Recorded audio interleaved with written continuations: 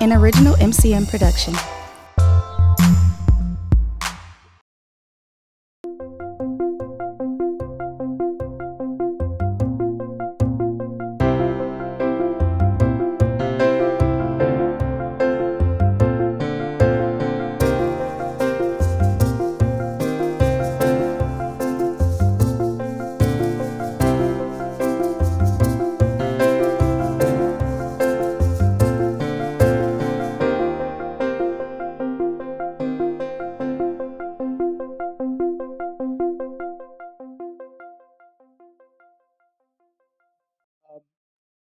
We all know the headlines. The headlines say the homicide rate in Milwaukee highest in a decade. One of the saddest things that I read in my old employer's website, JS Online, is the homicide tracker. But so let's go beyond that. Let's start talking about the preemptive strategies and what we know about violence and how the efforts to break the cycle and perpetuating violence. So it gives me great pleasure to introduce our panel. And I'll be sitting down as I question them, but I'm so honored I'm going to stand right now. Carmen Pitre is the executive director of the Wisconsin's largest service provider, Sojourner Peace Center, deals with domestic violence. She's on the verge of partly opening, the creation of a new Sojourner Family Peace Center, which follows the international model of a family justice center. She is past chair of the City of Milwaukee Commission on Domestic Violence and Sexual Assault, a member of the State Justice Crime Victims' Rights, active in this area for several years, a few years. Kent Lovern is the Chief Deputy District Attorney for Milwaukee County. He oversees an office of 125 attorneys and 150 support staff. He also oversees several crime prevention collaborations between the DA's office and community partners. He's been a veteran prosecutor since 1998, prosecuting general crimes, domestic violence, major drug, gun and gang offenders, and police misconduct. Last but not least, Tim Grove is a chief clinical officer of SaintA. He has a long and distinguished career in work in trauma.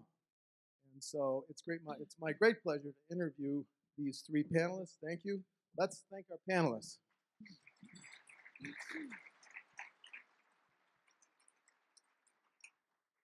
First question. Let's try to understand what goes into help us understand why a youth, 15, 16, 17, 18, would make a bad decision with a gun, a knife, a weapon, or an assault. Veteran prosecutor, Kent, you want to go first? Yeah, a little history about our response to firearms violence in this community would help. About 16 years ago, you might remember that state and federal law enforcement authorities created a program called Operation Ceasefire. That might be familiar to you when you saw the Johnny Cochran ads when he would himself say, "Not even I can get you off." This was not long after the O.J. Simpson trial. So that was a concerted effort in this community and in others around prosecuting felony gun offenders. And in our office, John Chisholm was put in charge of that initiative. I joined it soon after it started, and it's continued to this day, not by that name, but certainly with the same approach of a very aggressive response to felony gun offenders. The overwhelming majority of people who commit those crimes go to prison. But one of the things we started learning about that process as we were looking at the backgrounds of these individuals, number one, they were a lot younger than we expected. When this program started, we expected to be responding to offenders ages 25 to 32 or so is what we thought we would see. Most of our offenders were between the ages of 17 and 22, so they were a lot younger than we expected. We also learned a lot about their background because if they had felony offenses even committed as a juvenile, they could be prosecuted as an adult for being a felon in possession of a firearm. So we learned a lot more about their juvenile history as well. And what we learned is not only did many of these young men engage in the juvenile process as an offender at a relatively young age, but almost all of them had, as a child, experienced the court system as an abused or neglected child. And I can't give you an exact percentage, but the overwhelming majority, again, of these individuals that were on their way to prison had grown up in households where our community justice system had responded to them for abuse and neglect. So one of the things we took to heart about that was as John became the district attorney 9 years ago, was that we needed to have multi-tiered strategies with regard to responding to crime. We'll always have to have that response that's immediate and that's directly responding to the act that is potentially or actually dangerous to everyone in the community. However, it's critically important for our system to have longer-term goals, like many of you would in your businesses, related to what could be the strategies for trying to prevent these youngsters from entering this prison pipeline. And so hopefully we'll get a chance to talk about this. But the reality is many of our young offenders who are now in prison have reported, and this is not unique to Wisconsin. National surveys indicate that 80 to 90% of prisoners, violent crime prisoners in our prisons, report they came out of abusive or neglectful households. So the question and the challenge for us in a system and for the larger community is, what are the strategies we can engage in to try to prevent this from reoccurring generation to generation? So your office gets them after the violent act. So let's hear from Carmen and Tim on the other side of that. Carmen? Well, Kent and I have been working together for the last 10 years on this co-located model of service, a new facility we created, and we would often say, the good news and the bad news is kids learn about life in their home. Who they become, the tone for that gets set in their home. Violence is a learned behavior. So kids who grow up in violent homes learn that violence is a strategy, that it's a tool that they can use to solve their problems. So for us, we understood that if you grow up in a violent home, it's a precursor to lots of other problems in your life, some of which are kids who are committing crimes, picking up guns, hurting other people. They learn this behavior in their relationships in their home from the people who are closest to them. And so for us, the center is dedicated to providing co-located services, but turning our attention towards having a greater appreciation of the impact of trauma and violence in kids' lives and the tone that sets for them and the path that they're going to walk if they have nobody to help them unravel the impact that it's had in their life. Tim? Go ahead, Tim. I'm really fascinated by your knowledge of the trauma area that Carmen alluded to. Yeah, so the angle that I think I would add to this is a concept in the medical community and the public health community called toxic stress. So if instead of lunch today, which was marvelous, by the way, thank you very much. It's always good to come and enjoy your lunch in your company. If we fed you all paint chips that had lead in it, I presume most of you wouldn't eat it because you would know it's well established that sort of consistently chewing on lead-chipped paint would be toxic and very, very bad for you in terms of your development and in terms of your brain's capacity. Science is uncovering that when we expose kids to these sort of histories of abuse and neglect, and parents who are struggling with significant mental illness or alcohol and drug abuse, or who have been sort of separated from them because of incarceration, that for many of those kids, that can also have toxic effect. Mm-hmm. So the idea is in their developing brains, as neural pathways are being created or maybe being pruned, if they have to constantly be on the alert for the next time something bad might happen to them, cortisol for a few minutes is a really helpful thing as a stress hormone. But after a few minutes, if it stays active, it actually starts to become toxic. So what happens in their developing brains is the part of the brain that moderates some pretty important functions in this world, like sort of inhibiting impulse, like making associative connections, like appreciating cause and effect, actually will have neural pathways that are less developed and will be killed, in essence, as a result of this chronic exposure to stress and violence. So it's not too difficult to make a leap as one of the factors of violence in our community that we hear the narrative side of that discussion and the learned behavior side. There is also a neuroscience side to this that is pretty compelling and powerful. I forgot to say that the bad news is violence is a learned behavior. The good news is that it can be unlearned. And there are strategies and techniques for unraveling the impact that trauma has had in your life. Which leads me to my next question. What about how have treatment protocols and how we respond to some of these factors, how have they changed in the last 5 or 10 years? Anyone? So here's what's interesting. As we in our world, so my role is to both teach our staff at SaintA and then people across the country, across the state, and across the community about these concepts and these ideas.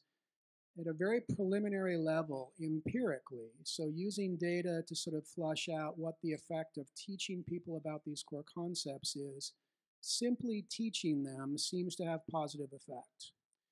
So when we look at these folks' stories and they try to make sense of what's going on with them, let me give you an example. We have kids in our residential program who will sit with their clinician.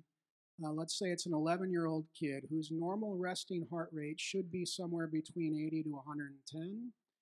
He will go from 115 beats per minute sitting in that room with his therapist to 40 beats per minute, doing absolutely nothing, which cues into a fascinating discussion around how that brain and body adapt and respond to stress.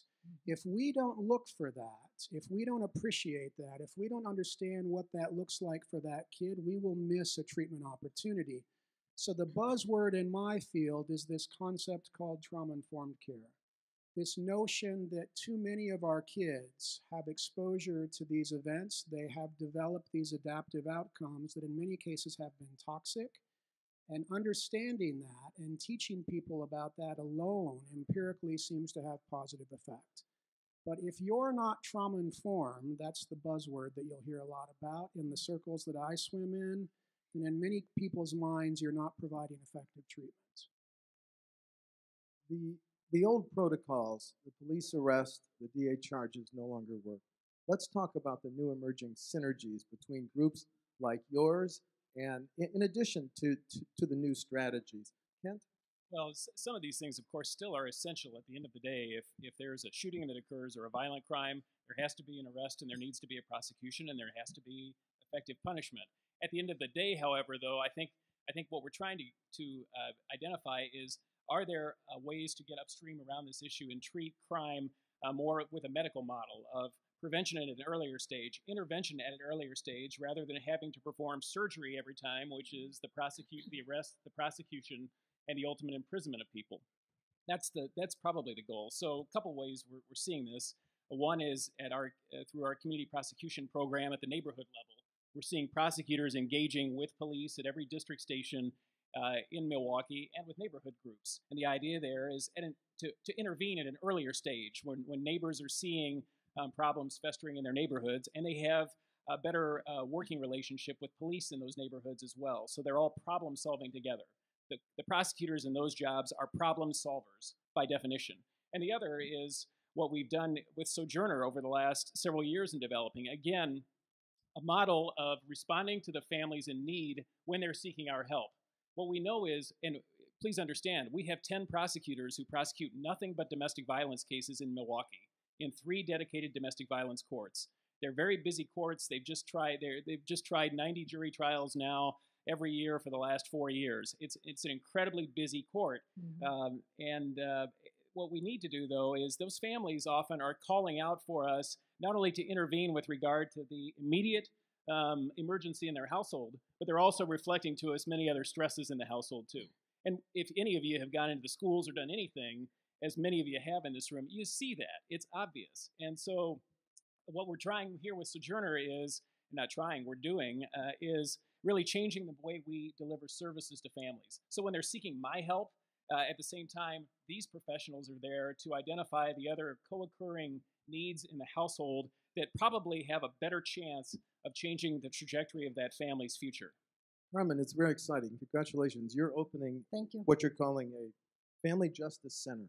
Can you explain the dynamics and how that's a different model? Sure. I was going to say, when I think of trauma-informed care, there's not much about Sojourner at the core of what we do that's changing. We don't consider ourselves clinicians. We have been organized around 2 core principles for the last 50 years, that autonomy and self-determination. As a human being, you have the right to make your individual decisions, and my job as an advocate is to make space for you to understand what's happened to you, a place for you to talk about it, a place for you to explore where you want to go, and to help you get the message that you are not your trauma.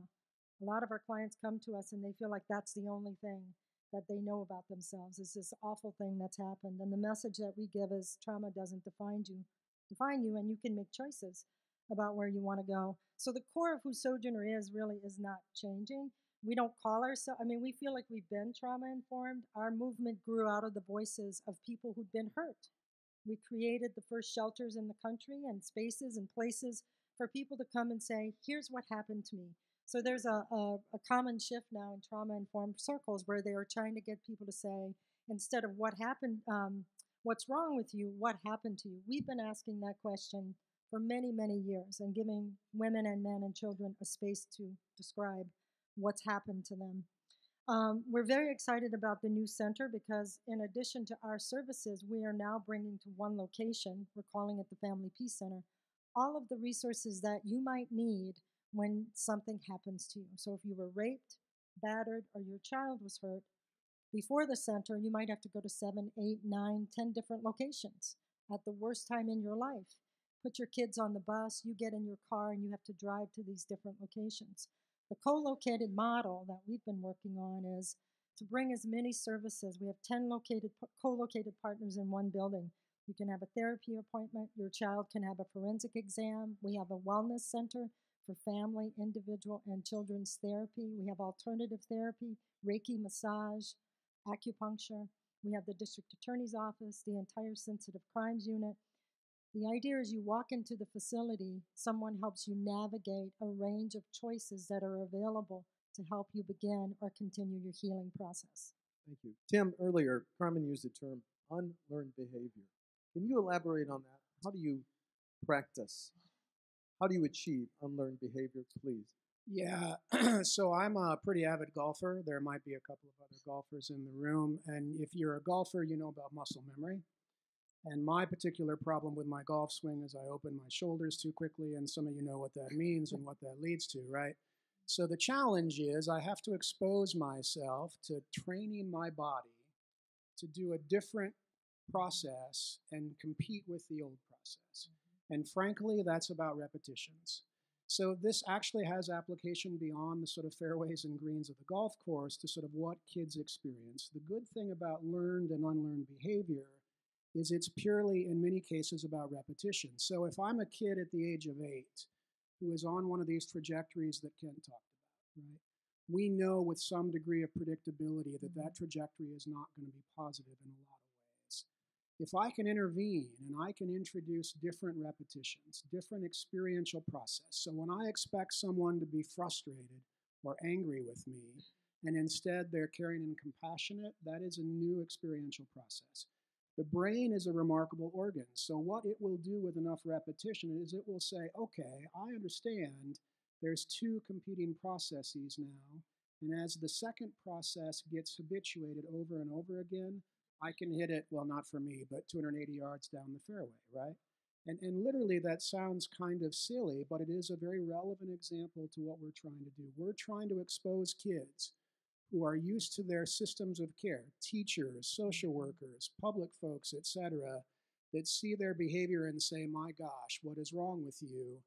To a shift in perspective that says, I have an appreciation that something might have happened to you. And when I do that, I give your brain the opportunity to have an experiential outcome that is different.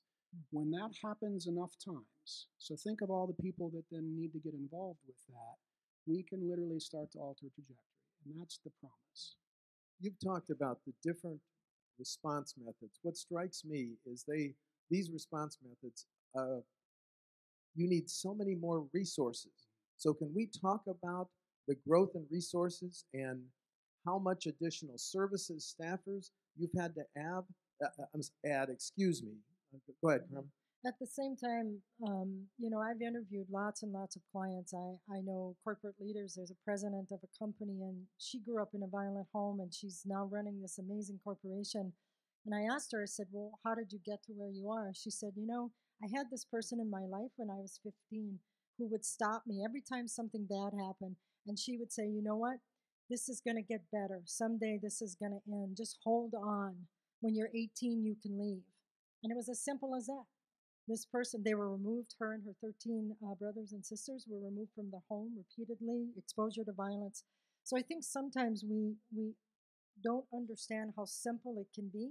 It can also be very difficult and very complex. But there is this mystery to how people manage to survive. We see it every day at Sojourner. It's incredible how people manage to continue to survive and thrive. Thank you. Any other thoughts on the resources? Yeah, I'd say when you're talking about resources, I think the first thing to explore, which is what we did with this project, was rather than just identifying and saying we just need more of something, is how are we doing it, how effective is it, and how can it be improved? And that's really what I think the first questions have to be asked here about our approach to this, which is why, while there certainly was, the community responded generously to the building of this facility, everyone understood it's not about the building. It's about the relationships now that are existing in this building and the agreement that everyone had to essentially surrender little pieces of their work done in their own lane without any communication with anyone. This fragmentation of services has got to be something that we continue to conquer in this community, because we are, in a number of ways, we are an abundant, rich community. I'm not saying we have everything, but we certainly have a lot. And the question, and what we're trying to do with Sojourner that changes the dynamic of this, is better utilize those services in a more coordinated fashion. And I have every confidence that we will serve more people, we will serve them more effectively, and the ultimate goals will be to have fewer of them in our system, the criminal justice system, and also to cycle fewer of them through her system eventually. But it's about, to me, resources are always an issue, but first I think we have to always act upon identifying what the best strategies are for implementing the work. And then, Tim, the process of being trauma-informed just sounds to me like it's so resource-intensive. Talk about that, sir. Well, so what's interesting is that if you take a kid in one of our schools right now and you look at some of the headwinds and some of the resources, if that kid has one of these histories, and one of the things he probably wants to do, like some of you are probably inclined to do right now, is rock back and forth in his chair, right? We know from a scientific point of view that that activity is likely exactly what he needs. But if you go into most classrooms in this community, although MPS is changing pretty rapidly around this, you will have teachers who will say 4 on the floor. Some of you might remember that comment from your sort of teacher back in the day.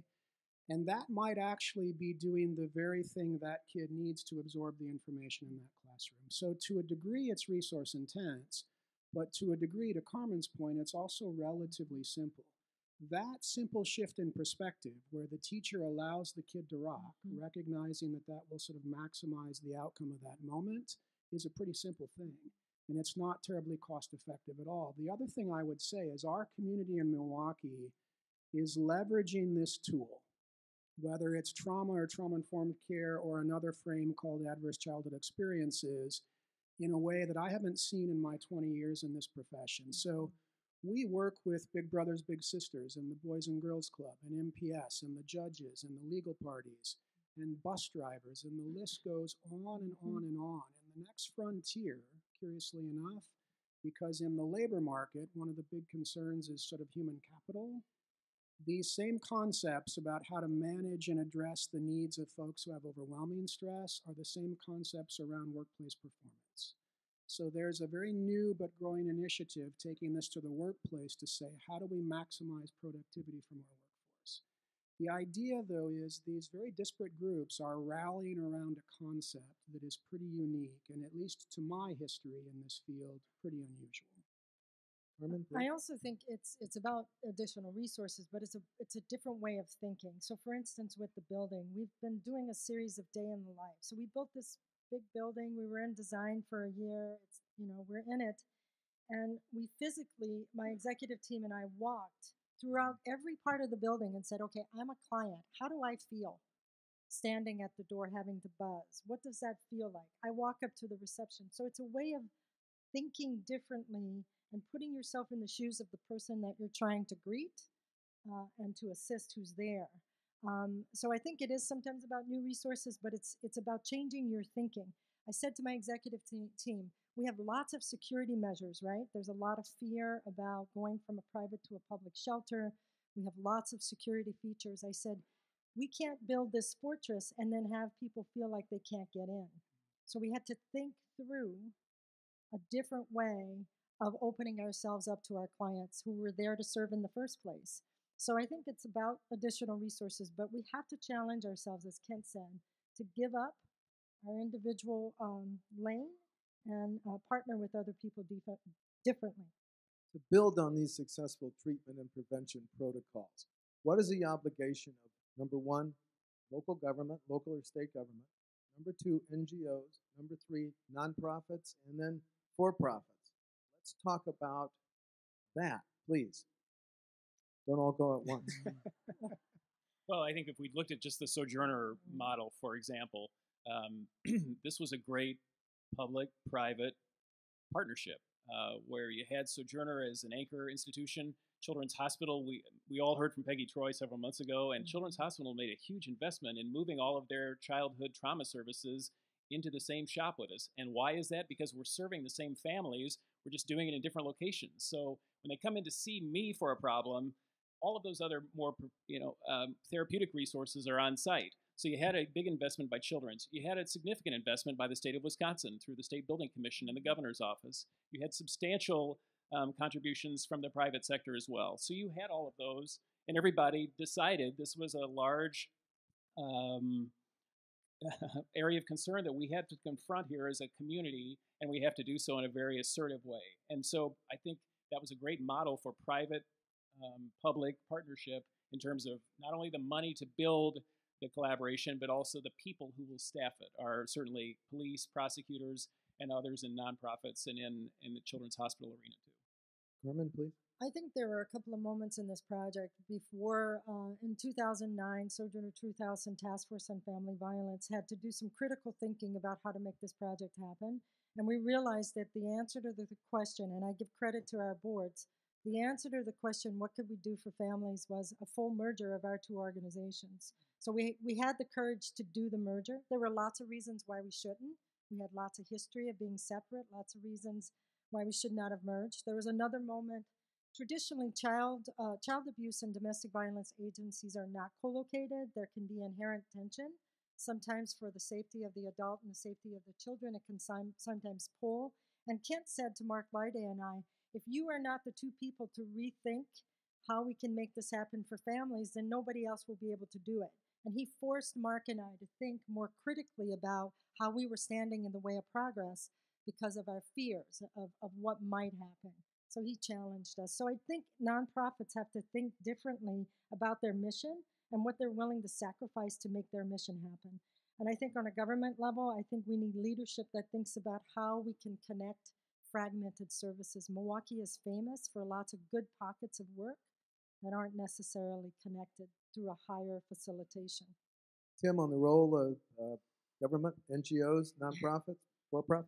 Yeah, a couple of comments. One is that the government entities we've been involved with in our field, so Department of Children and Families, Department of Health Services, et cetera, have been fantastic partners, both in terms of encouraging this movement and in terms of supporting it and initiating their own activities around this same idea. The other thing that I think the government can do is sort of help determine priorities. So when you look neurobiologically at a developing kid and you think about what influences that brain, a lot of research suggests that if I think about the age of birth to 1 versus the age of 3 to 4, that the effect of any activity is 15 times more powerful birth to 1. Now that is an interesting sort of biological finding that says, okay, so if you looked at that from a business point of view, a return on investment kind of frame, you would say, well, of course we would redirect to birth to 1, right? I mean, it just makes sense. And yet, even though that wisdom has been around for a long, long time, there's a lot of barriers to truly adapting that. My view is government can help sort of support and lead that process of how are we prioritizing where funds go. I would love for each of you to share a success story. I know the audience would. Obviously, no names, but just one success story. For me, what was unanticipated, I've been involved with this project for 10 years. I recently had a staff person say that clients have been telling them, our staff, that when they drive by the building, they feel like they matter. Just driving by the building, by looking at it, it says to them that they have value and that there's hope. I would have never anticipated that the building would have that kind of impact on people. So for me, I'm humbled every time I walk into the building to know that just by our very presence, we're saying to people who are in despair, that you matter, you're worthy, and that there's hope. Kent, do you have one? I would say that 8 years ago when we started exploring nationally what other cities were doing around family violence, And we thought of a model that we thought was more heavily focused on the streamlining of social services rather than just using the law enforcement as the first resource and not the last. But a lot of other communities were telling us it's just hard to envision the working together of children's advocates and domestic violence advocates because that just hasn't been done traditionally. And 8 years later, thanks to all of the great collaboration in this community, those same folks around the country are now saying this is the national model that's been developed. And again, we've raised expectations now very, very highly, and now we have to deliver. But it's our intention to do so, and I have every belief, because of the people who've committed themselves to doing this for all the right reasons, that we will do so. And Tim, as a clinical officer, I know you have a success story. Yeah, it's trying to pick which one. So a girl, 14 years old, goes to her school counselor and reveals for the first time that she's habitually being sexually abused by her father and has been for the last 10 years. Upon that revelation, as her team and her system and her family sorted that out, she became acutely suicidal. In her words, it was the only way to manage the pain, was just to sort of make it go away in that fundamental kind of way. As a matter of fact, the folks at Rogers who treated and worked with her called her one of their highest risk young ladies that they had worked with ever. She was serious on ending her life. Things stabilized for a little bit. Her family got into the child welfare system and she got exposed to us, and we started to ask some of these simple questions. In her history, when she would go to school, for example, and she would have these episodes where she would be reliving what happened to her, and she would be basically staring blankly ahead, having this flashback process, much like our veterans, the school would interpret that as slow or delayed, and she was actually formally evaluated for an IEP as delayed. If you meet her today, you would say she's anything but delayed. That's a good example of a missed opportunity to practice in a trauma-informed way. So we started to introduce her and her team to these core concepts and these core ideas, that treatment process I referenced before. She slowly but surely began to put her feet back in the water. So she went to a residential program, she got fairly stable, she came back out, she got asked to go to high school prom, very anxious and worried about this. It didn't go so well, by the way. She went back to the hospital feeling some sense of being suicidal again, and upon getting there said, I don't belong here anymore. Interesting. She is now, by the way, 3 years later, she just got certified as a peer specialist, which means she's now going to be helping people like her find this pathway of recovery. It's a pretty powerful story, and it's, I think, an example of what can happen. Thank you, Tim. I want to give the audience a chance to ask questions, but I've just got a couple more. What are the issues? Because I'm a journalist and I love asking questions. What are the issues and challenges? Let's cast this debate forward. The issues and challenges over the next 5 to 10 years. Panelists, please. Well, for us, as Kent said, we have to deliver. I've said to all our partners and our working committees, if we built a beautiful building, which it is, and nothing changes, that will be a failure. We don't need one more beautiful building in Milwaukee. We have serious, serious issues that we have to attend to that generationally get handed down. And all of our partners have committed themselves to changing the way that they work. So for us, what's ahead is shifting how we can better work in partnership with each other on behalf of families that are hurting. Yeah, the challenge really is to change the mindset of so many of our young people, especially those who engage in violence. You know, John tells the story, Chisholm tells the story of going to the juvenile detention center several years ago, talking to young boys ages 12 to 16, asking them, bringing some photos of guns and asking them if they know any of these models. Of course, they can all name the makes and models. They can all say that they could go access one if they left the facility rather quickly. But the most troubling part of it all is when John asked them, how many people do you think were killed in the city of Milwaukee last year? And we know it's far too many. We know the average over the last 20 years has been 100 murders. Their answers were in the thousands. And that is a framework, a mindset that then is informing in their mind, rational behavior to pick up and carry a gun, to join a gang, to seek that solidarity that they're not finding inside their house, and to look for a place where they think they can be safe. That's the challenge we have in this community, is to change that mindset so that these young men aren't headed to an otherwise predestined outcome, and that we can put them, in a place and have them find a place in this community where they can be part of the community, invested in it, and feel like they're a productive part of it. Jim? Yeah, if I can go out maybe 5 to 10, Steve. So I'll pick on something that has been a special interest of mine. There's some really great research suggesting that by the time they're 18, kids will see 200,000 violent images in some form of the media. And I'm not going to go down that path, by the way, because we'll probably never stop. But what I'm worried about is how to responsibly use technology. So I have a 13-year-old son, and how he communicates with most of the folks in his life is using his thumbs. And some of you know this, right? You can be sitting right next to him, and you might nudge him on the shoulder, what I call the old school way of communication. And he will actually respond by pulling out his phone and texting me something. And I don't do the Twitter or whatever kind of thing, so the only method he has of communicating is texting. The more I learn about neuroscience, get kind of interested in what that fundamentally does to all of us. What I know about the brain is that it sort of is a pretty efficient organ, and it says, what you expose to me, I will repeat and get good at, and what you don't expose to me, I won't. So what happens if this technology, and I think there's a great place for technology, by the way, but responsibly used, becomes a replacement? So there was a popular movie, Her. Some of you might have seen that a while back, where a guy tried to date an operating system. And if you think about it, in our world, we like predictability. We like to control stuff. So you can appreciate the appeal of dating the operating system. I worry about a day and a time where that insatiable need for control and predictability drives some of the other elements out of our human interaction that fundamentally alters who we are. Now, the leading neuroscientists of the world tell me not to worry, because that's thousands of years of sort of evolutionary biology to unwind. But the speed by which sort of we're making changes is pretty alarming to me. So I think that's a whole nother part of this conversation at a more macro sociological level that needs some attention.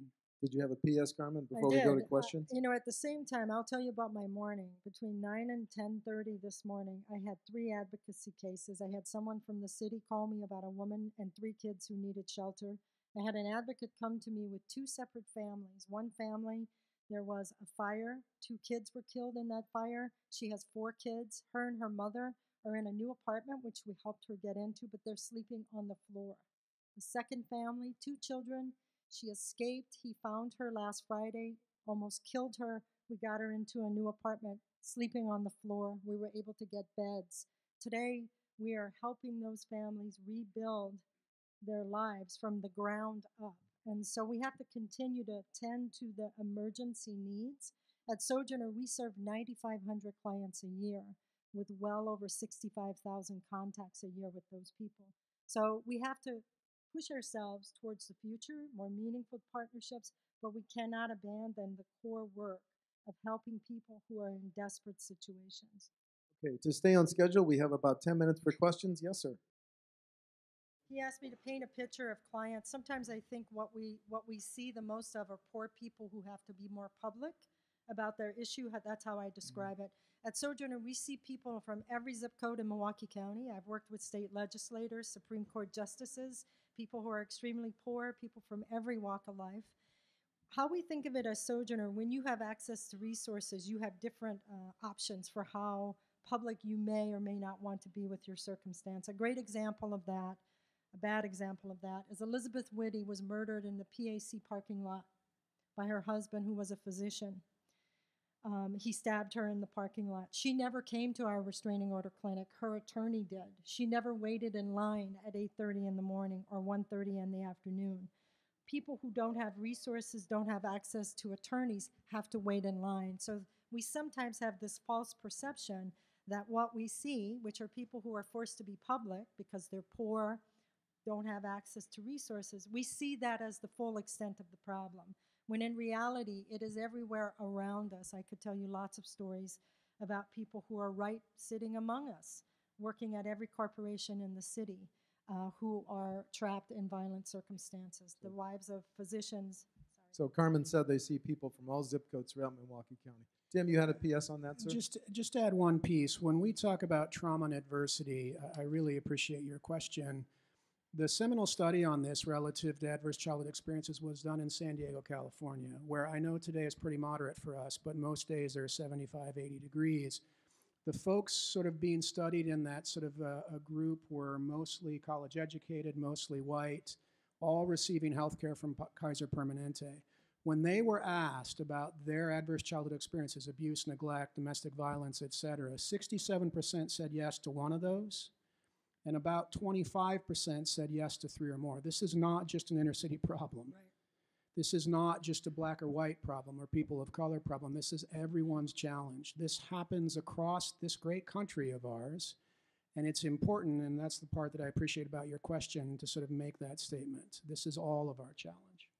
Another question, sir? He asked if I understand your question, Alan, if there are ways that we're helping people combat the acceptance of violence as a normal behavior or a normalization among other children. I think there's lots of prevention efforts that are going on throughout the city. There are programs. We have a Batterers Anonymous program to help clients rethink what they've done and relearn strategies for coping in their individual lives. We have support groups for families where they come together to think through what's happened to them and how they want to move forward as a family unit. Does that answer your question? You know, the other thing relative to that area, you know, peer support would be what are young people saying in the community about whether to make a choice, a violent one or not. And I would say that a good organization, is Center for Youth Engagement, is involved very deeply in this community and has harnessed a lot of younger people, high school age kids, around what are the positive alternatives that can exist for us after school, for example, on the weekends. What are some social outlets we can have? What are more thoughtful ways that we can engage one another in our communications? And I would say that what you're seeing more and more of within our other centers, like Boys and Girls Clubs and the Ys and all of this, is this focus on a need for children to understand how to better communicate with one another in a positive fashion so that some conflict doesn't devolve into a violent incident. There's also Urban Underground. We're convening a youth advisory committee next year, and we're going to be paying them stipends to do outreach with other youth. We have youth summits. There's lots of activity, I think, that's going on. Yes, ma'am. We do have 3 groups for women who are convicted in the court system. We have 11 groups through our Batterers Anonymous program, 3 of which are for women who've been convicted of using violence. So women can be violent. They have used violence.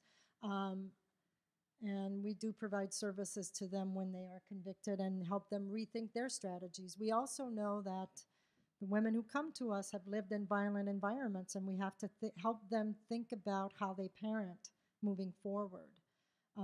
Violence has an energy that lives within a family, and it's something that impacts everyone, everything they say and do. So we have to help them think about what kind of parent they're going to be after this trauma has happened for them. Thank you for the gender question. Yes, ma'am. Kent, can you kind of paraphrase the question? Yeah, I don't think. So if I'm saying it correctly, there was a recent court decision that didn't take up the issue any further on a ban on certain assault weapons. The question was if there was some sort of ban like that in this community or elsewhere, would that make a difference? I don't know if that I have the answer to that question, other than what I would like to see, though, is a much more reasonable discussion about this whole issue, because it's of concern. And I think most reasonable people in our community and in the country share the concern of the need of the prevalence of gun violence. Unfortunately, we just don't hear much of a discussion or a debate locally or nationally that's very much what I think most of us would consider a reasonable discussion from perspectives on all sides. Maybe we can have that as a future program here, but I'm not sure I've got the answer to that, but I do think it's a relevant question. Yes, sir. Yeah, we've long said... Can you paraphrase the question, Ken? I'm sorry, yeah, the question was, again, the police chief has said, and he may have said it here too, that he thought there should be increased penalties for misdemeanor gun offenses, and both the police chief and the DA, before the concealed carry law was passed, I think said that there was an opposition to the idea of concealed carry. The question was, should there be stricter penalties for the people who don't obey it, including the fact that we have half a dozen or more misdemeanor offenses that involve gun the use of a gun, including pointing a gun at somebody, is by definition a misdemeanor offense. And right now, under the law, you can commit that as many times as you want without any sort of implication toward your CCW licensing privileges. And so I do think that every other state in the country has concealed carry. So it's not like we were the last state, I believe, in the union to have it passed. But there certainly could be some things to do that I think would again accomplish what we all want, which is people who are abusing firearms to have to be held accountable for those decisions. What I'll add to the firearms discussion is, there's about 15 to 20% of batterers who are on the lethal end of the spectrum. Those are the people like Radcliffe Houghton, who bought a gun and shot up, killed his wife and 2 other people at the Azana Spa. There are those who are on that end of the spectrum who are intent on inflicting harm or murdering or hurting the people significantly in their life. We're getting better at predicting lethality. For those people, firearms make them more lethal. Easy access to guns make them more lethal. So we are interested in having those perpetrators not have access to firearms if we can prevent it, because we know they're more dangerous. I think we have time for one more question. Yes, sir? Time to retool the legacy of the Great Society panelists? I don't know about that. I know at Sojourner what we're trying to do is elevate the conversation. There's a connectivity between people who are hurt and the things we care about in this city: public safety, economic development, and education. And the things that we want to have good outcomes on are all being dragged down by violence in our homes. For instance, Milwaukee will never be a world-class city when we don't have people who are safe in their own homes and their own neighborhoods. So I don't know how we get there as a strategy, whether we rethink the welfare state or benefits or incentives. For me, it's about trying to think about how do we have a greater appreciation for what people have been exposed to, and how do we help them when they're hurting rebuild their own lives so they can be productive, engaged citizens at work, at school, and in our neighborhoods.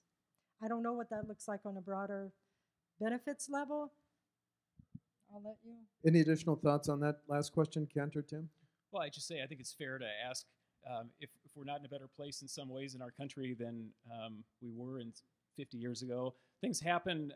We know historically we're here in this place not by coincidence, right? We're here because of decisions that were made with the best of intentions and with the worst of intentions. So if there are any things we're exploring, like we have right now with this project, to better deliver services to people and families in need with an eye on reducing their involvement in our systems, why not have the discussion?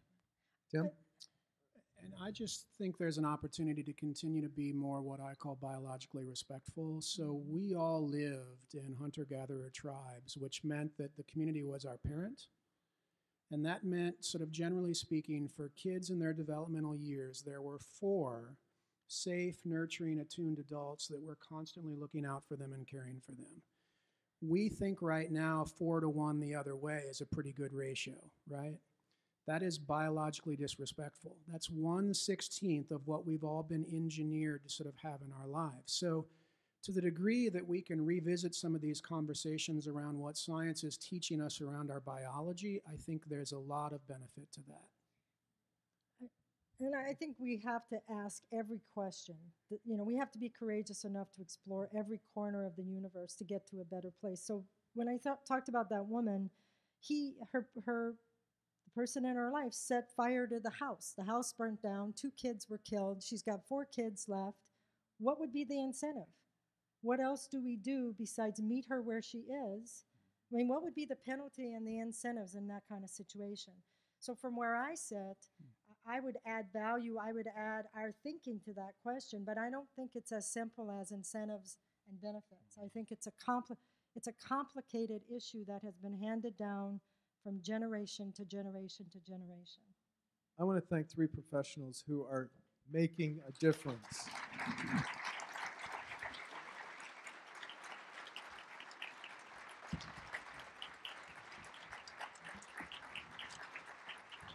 Okay, thank you. Carmen, Kent, Tim, Steve, we appreciate a thoughtful presentation on a difficult topic. Very, very informative for us all. As I think many of you know, Rotary is an international leader in the efforts to eradicate polio. In the last 30 years, we have immunized over 2.5 billion kids all around the world. As a result, the disease has almost been eliminated.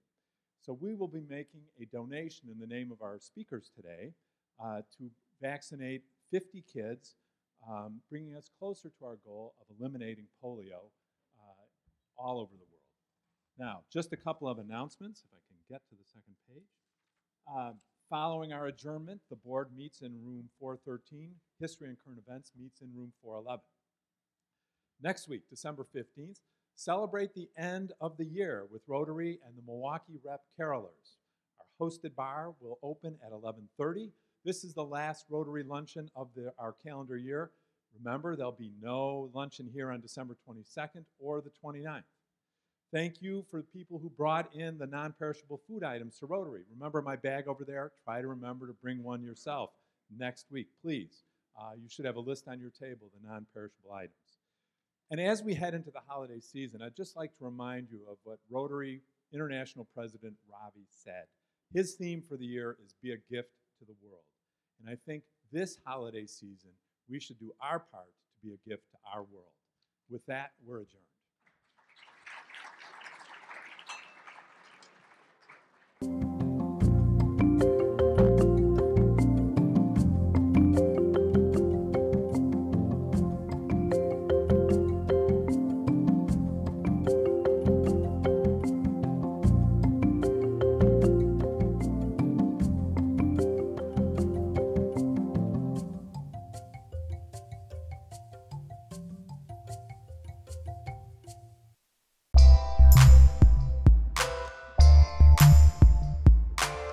An MCM production.